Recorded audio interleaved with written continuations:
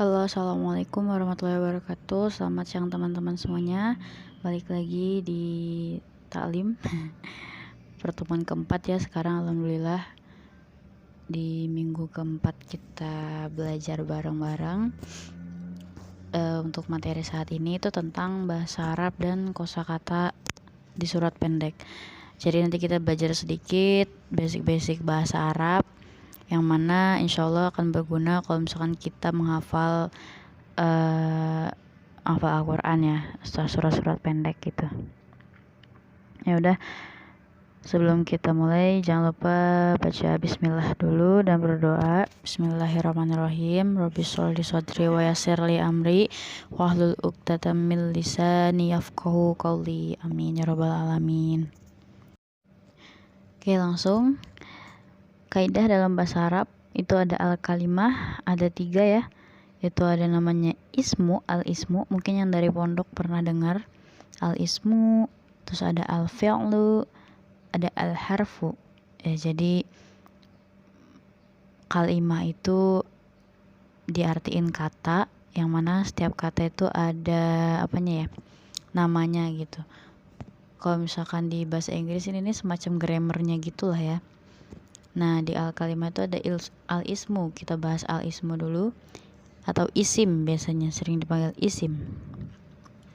Isim itu adalah kalimat kata yang menunjukkan atau suatu makna di mana kata tersebut tidak terikat dengan waktu. Kalau misalkan di bahasa Inggris ini bisa dinamakan noun atau kata benda, gampangnya gitu. Itu istilahnya agak panjang ribet, intinya kata benda aja ya. Jadi semua yang berbau kata benda, entah itu meja, kursi, laptop, buku, nah itu namanya al-ism, isim gitu ya. Jadi ntar misalkan di Al-Quran ada misalkan Alkitab, misalkan tentang kitab, terus ada Al-Kursiyun, terus ada apa lagi, biasanya banyak ya. Nah itu pokoknya yang berbau benda itu dinamakan isim gitu. Nah itu ada contohnya, itu di Atin ayat pertama, watin. Nah itu atinnya itu adalah isim. Wazaitun, nah zaitunnya juga isim karena itu adalah sebuah benda gitu ya. Terus itu ada asyam, satu wasyamsi. Nah asyams apa, matahari ya. Nah itu adalah sebuah benda, matahari itu, jadi itu adalah isim. Al-lail juga, an-najmu, bintang ya, itu benda. Gampangnya gitu sih kata benda atau noun gitu ya. Nah terus ini ada al-idofah. Apa sih al-idofah itu? Mungkin teman-teman ada yang pernah belajar bahasa Arab. Mudof, kita sering nyebutnya mudof ya. Idofah adalah bentuk penyandaran antara suatu kata dengan kata yang lain. Aduh, bahasanya sulit ya. Intinya tuh karena kita punya isim nih ya. Nah isim yang pertama dan isim yang kedua. Nah kayak itu misalkan tuh ada azabul kubri, azabul kubri. Nah azab itu adalah sebuah di situ benda ya. Nah kubur itu juga benda. Nah isim ketemu isim. Nah isim yang kedua itu si kubur itu namanya idofah atau mudhof ilaih.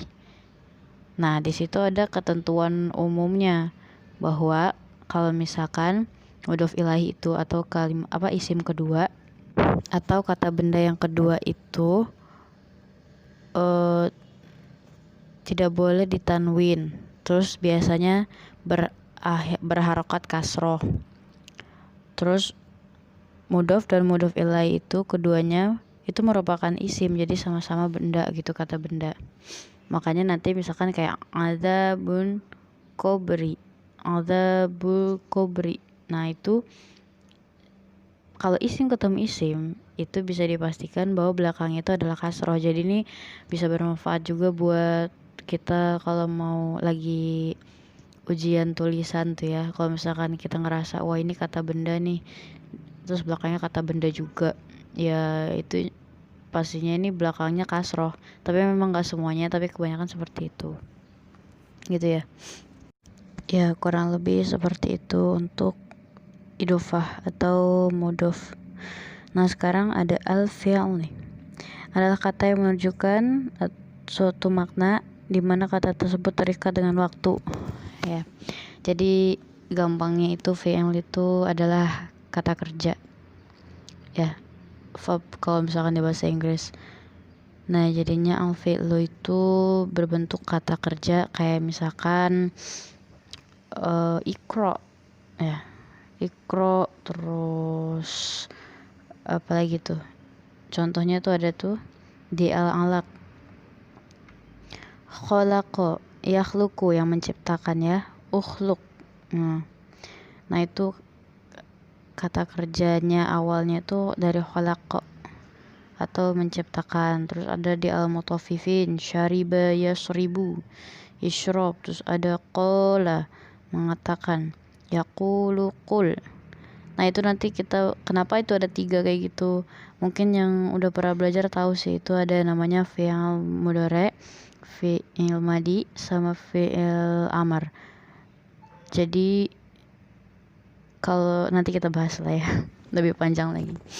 Yang jelas intinya fi'il itu adalah kata kerja yang mana itu berpengaruh karena dia mempunyai muzakkar dan muannas. Apa sih muzakkar dan muannas itu? Muzakkar itu untuk yang laki-laki, misalkan kalau cewek itu kan untuk menyatakan dia cewek itu kamu cewek itu yuta ya. Misalkan tashrob, kamu minum, yashrob, dia minum tapi cowok ya, gitu sih kurang lebih kayak gitu. Tapi kalau salah dikoreksi ya tadi kayaknya ada yang salah tuh tadi yang aku ngomongin ya. Intinya terus gitu ya. Jadi di fi'il ini namanya kata kerja, itu kan pasti di Al-Quran banyak ya, kayak itu contoh-contohnya yang udah ada itu. Nah itu nanti akan berpengaruh, misalkan Allah berfirman tentang apa, misalkan Rasulullah mengatakan yakulu ya kan, sering dengar tuh Wama yakulu, yakulu, ianya itu ianya kemana. Nah itu tuh ada penjelasannya dari fi'il mudhari' ya, dari Rasulullah laki-laki, jadi pakainya yakulu. Emang agak ribet sih, tapi itu kalau misalnya kita udah ngerti nanti membantu sih, membantu kita buat ngafal juga gitu bahasa Arab itu ya. Itu untuk fi'il. Nah terus ada perbedaan isim dan fi'il. Huruf tidak ada ciri khusus untuk mengetahuinya, harus dihafal benar, karena ya semua huruf kata benda, namanya juga kata kerja, itu semuanya harus dihafal sih, karena nggak ada gitu ciri khususnya. Kayak bahasa Inggris sih sama aja, jadi nggak ada ciri khusus. Terus suatu kata sudah cukup dikatakan sebagai isim atau fi'il apabila telah menerima salah satu dari tanda di atas ya. Jadi misalkan yang ini kata benda ya udah isim, yang ini kata kerja ya udah fi'il, kayak gitu. Kata kerja itu kayak gimana sih? Berlari kayak gitu-gitu ya, teman-teman tau lah, berlari, membaca, mendongeng dan lain-lain. Kalau kata benda ya bahasa Indonesia tadi ya, kursi segala macam itu. Pada ciri isim antara tanda tanwin dan alif lam tidak akan pernah bertemu. Nah kalau misalkan udah dicariin kayak gini berarti nggak akan pernah ya, never. Jadi pada ciri isim tanwin, nanti kalau misalkan ketemu isim atau kata benda itu antara tanwin dan alif lam tuh nggak bakal pernah ketemu gitu ya. Terus untuk fi'il seringkali ciri-cirinya tidak disebutkan. Cara praktis untuk mengetahui adalah dengan menghafal ciri isim dan menghafal macam-macam huruf. Apabila tidak termasuk isim maupun huruf berarti dia termasuk fi'il. Ya ingatnya kalau misalkan ciri-ciri isim kan dia berdiri sendiri ya. Ciri-ciri isim tuh gitu. Jadi misalkan kayak tadi azabul kubri, nah itu kan dia nggak ada embel-embel ya atau tak ya kan, atau hum atau ya. Nah itu harus, sebenarnya kita harus tahu sih fiil-fiilnya itu apa aja gitu yang menyambungkan supaya kita tahu ciri-cirinya gitu. Tapi intinya pokoknya kalau dia ada katanya satu, nah itu pasti isim, dan berarti yang bukan itu fi'il, kayak gitu. Dan gampangnya biasanya di Al-Quran kebanyakan itu yang sering kita lihat ya, aku coba sebutin satu, kayak yang tadi aku jelasin yakulu itu sering banget. Kenapa yakulu? Kan tadi udah aku jelasin karena itu reverse ya, reverse balik ke dia, yaitu Rasulullah yang mana laki-laki, maka pakainya ya kayak gitu. Nah terus kalau misalkan nanti misalkan tentang siapa gitu, itu nanti beda lagi. Atau misalkan lagi bahas tentang mereka, itu nanti bakalan jadi hum gitu. Misalkan him juga bisa him gitu. Nah itu tuh reverse-nya ke mereka kayak gitu. Nah itu ciri-ciri fi'il biasanya kayak gitu ya, jadi ngeciriinnya bisa lah. Terus